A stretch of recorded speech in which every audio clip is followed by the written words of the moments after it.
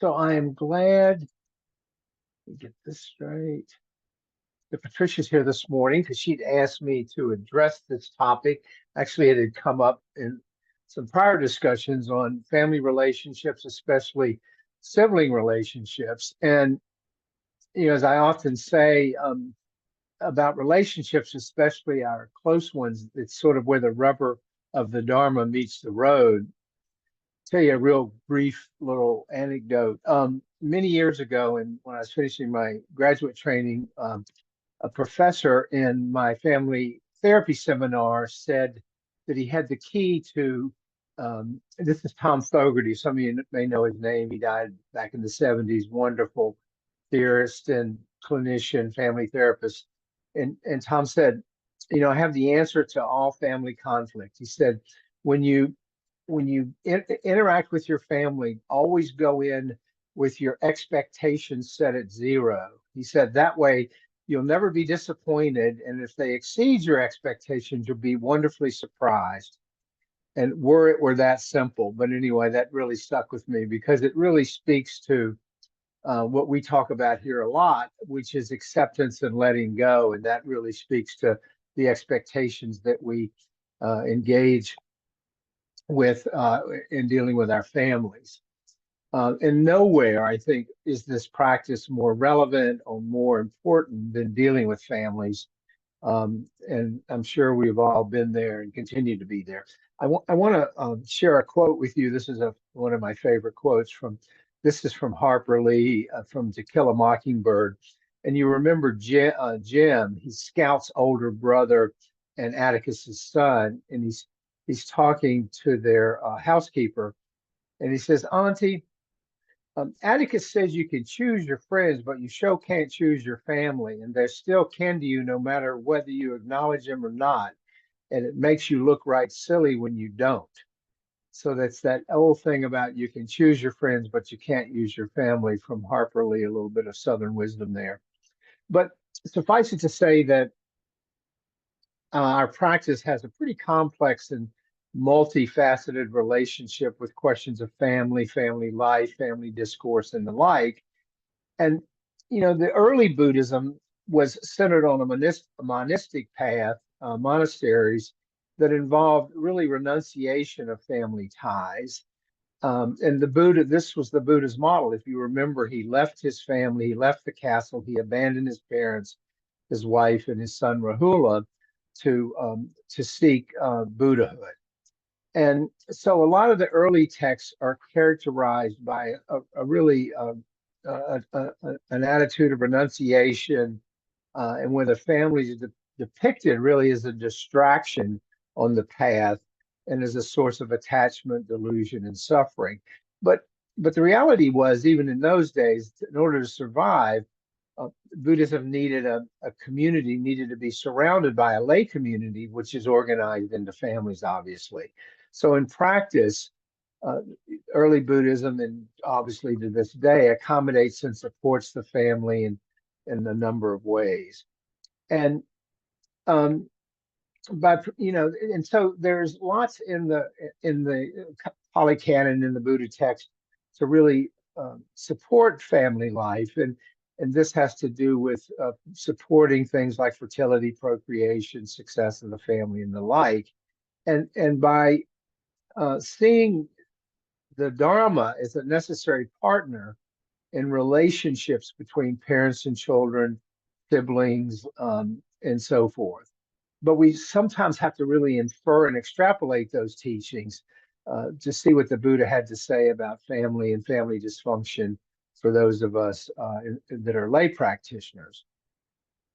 So what then advice did he teach or give for us when such impediments as a dysfunctional or painful family interaction impacts our practice in a negative way? Because obviously these things come up not infrequently. And so what should we do there? I mean, should we take a stance of no contact? I mean, is that skillful, just to cut ourselves off? That seems pretty dramatic. But suffice it to say that these relationships present us with all kinds of challenges. Now, let me just say, I couldn't find anything directly, explicitly detailed about family life in the Pali Canon. And so I'm going to bring in some modern psychology, as I often do, as we talk about this topic. But there are principles and practices that we can infer from the broader teachings of the Buddha and how he lived his life. So we start from an understanding that the ethical foundation of Buddhism really emphasizes the proper role and responsibilities for each of us within our family relationships. And this includes both partner relationships, parent-child relationships, and sibling relationships. And the focus there is going to be on mutual respect, on understanding, and the fulfillment of our duties toward each other. Okay. So respect for one's parents, respect for one's children, respect for one's siblings, that's always going to be an underlying thread as we talk about this. And it is taught in the sutras that by achieving spiritual progress, we bring honor and benefit to the family. So we try to represent our families in an ethical way and show the world, the fruits of this practice. And the one place we can look is at the Buddha's relationship with his son, Rahula.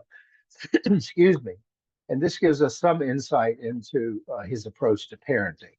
So you may recall that after leaving his family, the Buddha later came back and became Rahula's primary caregiver and spiritual guide. And Rahula actually took vows and became a member of the Buddhist Sangha. And here he emphasizes in his teachings to Rahula truthfulness, personal responsibility, compassion, wisdom, all the things that we often talk about. He also emphasized the need for healthy detachment. And by that, I don't mean abandoning one's family, but not being overly attached to them or overly attached to how we think they should be, which only is going to result in suffering. So the goal here is, as often, is to cultivate a balanced approach where we care for one's family, care for the members of our family, but also while we pursue our own path and not becoming doormats, as I often say. So that doesn't mean that we open ourselves up to being mistreated. We don't tolerate toxic relationships. And all of this obviously is easier said than done. So the teachings, though, help us navigate difficult family relationships because they promote understanding, compassion, and the importance of personal responsibility. Now here, this gets in again to things like letting go and acceptance, which I'll come back to in a moment, because that becomes critical as a way of managing these relationships. The Buddha also encourages us to avoid blame and fault finding. And that's something that most of us have fallen into in our family relationships. And he says we need to instead focus on improving our own skillful acts and choices. His teachings on ethical conduct, including the 5 precepts, apply to family relationships. And you'll recall those include things like speaking truthfully, engaging in proper conduct, which can maintain harmony and respect within the family. But as we often talk about here, and this is where the rubber meets the road, we cannot change others, try as we might. So when we encounter a difficult person in our family and we become invested and attached to trying to change them, trying to get them to conform to what we need them to be or what we want them to be or how we think they should be, only result of that is going to be greater conflict and suffering for ourselves and for them. And I think it's fair to say that most of us resist this truth, at least unconsciously. I mean, I just know how easily I can get caught in thinking how family members should be, how I think they ought to be. If they only saw the light, they would be, and so forth and so on. And the things we talked about a few weeks ago when we talked about partners on a different path, this also applies here to parents, children, and siblings. The principles of the Buddha's broader teachings, and let's focus for a moment on siblings here, can be applied to understand how siblings should ideally interact with each other. And one of these And of course, here we're talking again about compassion and loving kindness. If we lead with that with our sibling relationships, irrespective of how they are with us, irrespective of how they respond to us, at least there's clarity in terms of our own choices and our own skillful actions. Okay, because remember, the Buddha emphasized the importance of treating all beings with kindness and respect, and this certainly includes our siblings. And they can be some of our most challenging relationships. If you think about all the sort of childhood conflict between siblings and the hierarchies and the patterns and the competition and all of that, we bring all that consciously or unconsciously to our adult relationships with our siblings. They can continue to, those kinds of patterns that get set early follow us into adulthood. And it's why sibling relationships, I think, can be some of the most challenging family relationships. But what do we do if a sibling treats us badly? I mean, what if they treat us with indifference, with hostility, with judgment, with all these things? And again, the Buddha never said that we should tolerate being treated badly. And when our efforts to connect with siblings, to communicate our issues more openly, fall on deaf ears, that's when we use our wisdom and discernment to decide how to proceed. Okay. And this begins with, not to the best of our ability, buying into what they're trying to sell us about ourselves. We are very vulnerable often to internalizing those negative messages from siblings and sort of believing them or having them, re-triggered from childhood.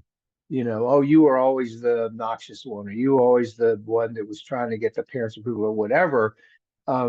We have to be really discerning about those messages and not taking debate on those. Now, in the most severe circumstances, and I've seen this in my professional life, working with families, is in some instances there has to be a cutoff. I mean, sometimes when everything else is tried, and the toxicity remains, and the toxicity is high, and the attacks are unrelenting, then sometimes we just have to draw a line in the sand and say, I'm sorry, I can't continue to interact with you. That's the nuclear option. We don't want to necessarily use that, but sometimes it is a last resort. We have to go there. But ideally, we use the teachings of the Dharma that we talk about here all the time to help navigate these conflicts, especially those with siblings, where we try to bring understanding, bring compassion, bring personal responsibility to resolve our disputes amicably and to avoid harboring resentment. Because when we hold on to resentments, we suffer. The other person may not even know that we're holding on to a resentment. We talk about this a lot with forgiveness. It's for ourselves that we do it. It's for ourselves to reduce our own suffering. But it's not always possible. It's not always easy. And it would be naive to think that it's either easy or possible in all cases. But the Buddha taught that holding on to anger and grudges only leads to our own suffering. And we practice forgiveness even if we cut off the relationship in the interest of reducing our own suffering. Because we recognize with our discernment and wisdom that we cannot change that other person. That's why I said acceptance and letting go is the foundation for all of our family interactions. And our discernment reminds us that to not keep going to an empty well in terms of our family relationships, looking for water that doesn't exist there.